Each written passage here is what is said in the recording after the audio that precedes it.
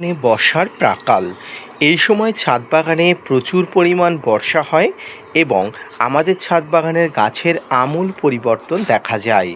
তবে শুধুমাত্র পরিবর্তনটি দেখলে হবে না, এই সময় গাছের নানা ধরনের রোগ বালাই ব্যাধি এবং মৃত্যুর হারও অনেক সংখ্যক বেশি থাকে। Hello friends, welcome to my channel. দেশ এবং দেশের বাইরে থেকে যারা আজকে আমার ভিডিওটি কন্টিনিউ করেছেন, প্রত্যেককেই gardener tips with Kamal YouTube চ্যানেলে স্বাগতম। আজকের ভিডিওর আলোচনার বিষয়বস্তু হলো বর্ষায় টবের আম গাছ যাতে না মরে তার জন্য আপনাকে কি কি পরিচর্যা করতে হবে, অর্থাৎ বর্ষায় টবের আম গাছ মরে যাওয়ার হাত থেকে ভালোভাবে রক্ষা করতে, ভালোভাবে বাঁচাতে আপনাকে কি কি পরিচর্যা করতে হবে। আসুন তাই নিয়ে থাকছে আজকের বিস্তারিত আলোচনা, না স্কিপ করে কন্টিনিউ করুন।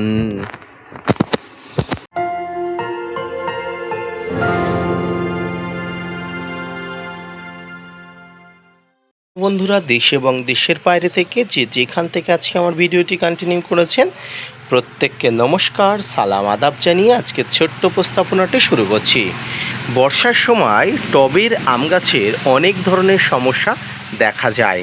এদের মধ্যে সবচেয়ে সমস্যা যেটা দেখা যায় সেটা হলো গাছের গোড়া পচে নষ্ট হয়ে যাওয়া। হ্যাঁ, গাছের গোড়া পচে যাওয়ার মতো মারাত্মক ব্যাধি কিন্তু দেখা যায়। তো চলুন আজকে আমি আলোচনা করি এই গাছের গোড়া পচে যাওয়ার পিছনে কি কি কারণ থাকতে পারে। যে কোনো গাছের গোড়া পচনের জন্য আপনার অতিরিক্ত আর্দ্রতা বা অতিরিক্ত জলের পরিমাণ অনেক অংশে কার্যকারী ভূমিকা নেয়। তাই প্রথমেই আপনাকে দেখতে হবে টবের আম গাছ বা যে কোনো আম গাছের গোড়াতে বর্ষার সময় অতিরিক্ত হারে যাতে জল না জমে, অর্থাৎ অতিরিক্ত বৃষ্টি হয়, এটি প্রাকৃতিক নিয়ম। এই বৃষ্টির জন্য আপনার যে টব, এই টবের মাটিতে কোনোভাবেই অতিরিক্ত জল যাতে না বসতে পারে সেই ব্যবস্থা করা, অর্থাৎ এক কথায় টবের মাটিকে ওয়েল ড্রেনেজ সিস্টেম করা। হ্যাঁ, টবের মাটিকে ওয়েল ড্রেনেজ সিস্টেম করা। এই ওয়েল ড্রেনেজ সিস্টেম কি?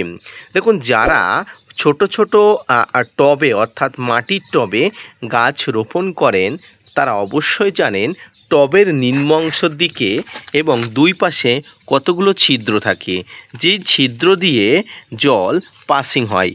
That's call well drainage system. অর্থাৎ ড্রেনেজ সিস্টেমকে সচল রাখার জন্য যে ছিদ্র থাকে, সেই ছিদ্রটা পাত্র নির্বাচন করার সময়, গাছ রোপণ করার সময় অবশ্যই আপনাকে ভালো করে দেখে নিতে হবে। ওই ড্রেনেজ সিস্টেম যদি লক হয়ে যায় তাহলে জল কিন্তু বাইরে সহজেই বের হতে পারে না। জল যখন সহজেই বের হতে পারে না, তখন সেই জল ধীরে ধীরে গাছের গোড়াতে জমা হয় এবং আম গাছ অতিরিক্ত জল জমা পছন্দ করে না। এই জল জমা থেকে গাছের গোড়াতে ফাঙ্গাসের জন্ম নেয় এবং ফাঙ্গাস থেকে ব্যাকটেরিয়া, অবশেষে গাছের গোড়া মারাত্মক আক্রমণ হয় এবং শেষে গাছ ধীরে ধীরে ঝিমিয়ে পড়ে এবং এক পর্যায়ে গিয়ে কিন্তু গাছ মারা যায়। তো গাছের গোড়াতে ওয়েল ড্রেনেজ সিস্টেম করার সময় আপনাকে অবশ্যই জল দিয়ে চেক করে নিতে হবে যাতে জল সঠিকভাবে বেরিয়ে যায় কিনা। দ্বিতীয় যে বিষয়, বর্ষাতে অতিরিক্ত বৃষ্টিতে গাছ মারা যায়, সেটা হলো গাছকে যে জায়গায় আপনি রাখছেন সেই জায়গাটি স্যাঁতসেঁতে জায়গা। এই স্যাঁতসেঁতে জায়গাতে আপনি গাছ রাখবেন না এবং বর্ষাতে টবের মাটি যাতে দ্রুত শুকিয়ে যায় তার জন্য আপনাকে ব্যবহার করতে হবে এসএসপি। হ্যাঁ, SSP I mean single super phosphate. এই সিঙ্গেল সুপার ফসফেট আপনি বর্ষার সময় টবের মাটির উপরে যদি একটু প্রয়োগ করে দেন, অনেক অংশে দেখবেন টবের মাটি শুকিয়ে গেছে, কারণ এসএসপিতে জল শোষণ করার ক্ষমতা থাকে। তাই এসএসপি যদি আপনি ব্যবহার করতে পারেন, টবের মাটি অনেক অংশে কিন্তু ভালো হয়। বর্ষায় আম গাছ মারা যাওয়ার পিছনে আরও একটি অন্যতম কারণ হলো আমরা অতিরিক্ত খাবার প্রদান করে ফেলি। হ্যাঁ, অতিরিক্ত খাবার প্রদান আমাদের ছাদ বাগানে গাছদের মৃত্যুর দিকে ঠেলে ফেলে।